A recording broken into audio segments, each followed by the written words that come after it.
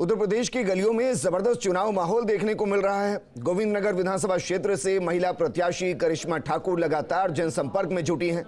इस बार यूपी में किसकी सरकार बनेगी, इसी को लेकर एक बार फिर से फर्स्ट इंडिया ने खास बात की करिश्मा ठाकुर से। आप भी सुनिए। उत्तर प्रदेश विधानसभा चुनावों की जंग तेज हो चली है। लगातार जितनी भी पार्टियां हैं वो जमीनी स्तर पर प्रचार प्रसार में जुटी हुई हैं, डोर टू डोर जा रही हैं, लोगों से बात कर रही हैं।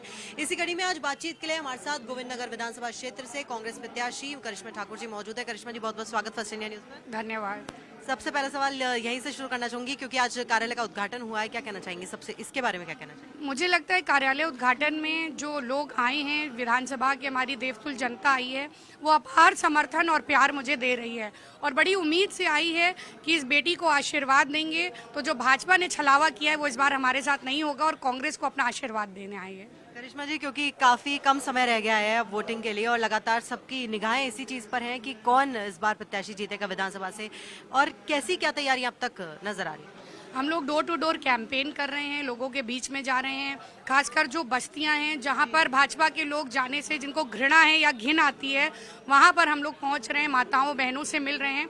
सभी लोग इस भाजपा सरकार से पीड़ित नजर आ रहे हैं, चाहे महंगाई के मुद्दे पर हो, चाहे बेरोजगारी के मुद्दे पर हो, चाहे स्वच्छता के मुद्दे पर हो। कॉलोनी में रहने वाले लोग स्वामित्व मांग रहे हैं, बेरोजगार युवा जो है रोजगार मांग रहा है। हर तरह से जनता त्रस्त है और महंगाई से परेशान है। करिश्मा जी, क्योंकि भाजपा के विधायक लगातार ये दावा कर रहे हैं कि क्षेत्र में बड़े विकासशील कार्य हुए पिछले कुछ समय में, उसके बारे में क्या कहना चाहिए? शून्य कार्य करा पाए हैं विधायक जी। हर जगह उनका भाषण जो सुनते हैं वो यही कहते हैं कि मैं 11 महीने का विधायक था, मैं 11 महीने का विधायक था। तो कहीं ना कहीं अपनी सफाई जनता के बीच में रखना चाहते हैं, जो जनता स्वीकार नहीं कर रही। क्योंकि कोरोना काल में उनका फोन स्विच ऑफ था, वो खुद दिल्ली बैठे हुए थे और ये बेटी यहाँ पर घूमकर मदद कर रही थी। तो जो अपार प्यार जन समर्थन मुझे मिल रहा है, उससे भाजपा के विधायक घबराए हुए हैं।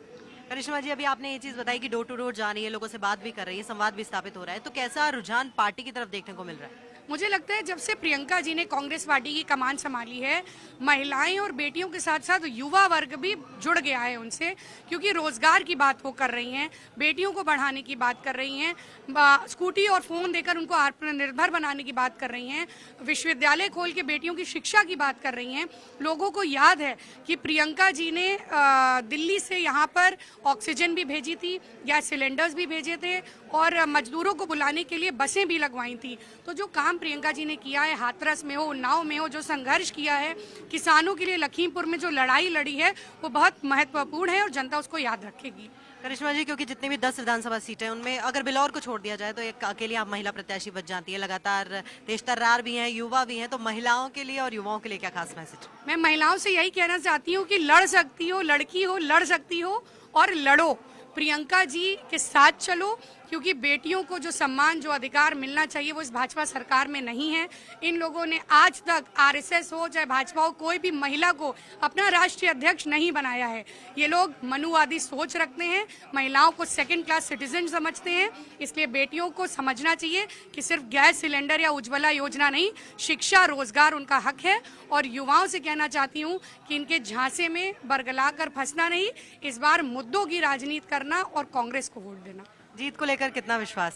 पूर्णतः मुझे विश्वास है, क्योंकि जो प्यार मुझे जनता का मिल रहा है वो किसी दल के हो, किसी सोच या विचारधारा से जुड़े हों, और जब मैं लोगों के पास जाती हूँ वो अपनी बेटी समझकर, अपनी बहन समझकर मुझे प्यार दे रहे हैं। तो यहाँ पर दल की राजनीति खत्म होकर दिल की राजनीति होने लगी और जब दिल मिलते हैं तो प्रत्याशी जीतता है।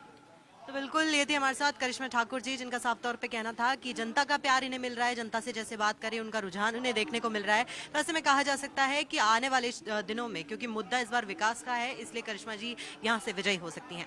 कैमरा पर्सन इकबाल के साथ में Dimple Sharma, first India news, Kanpur, Uttar प्रदेश।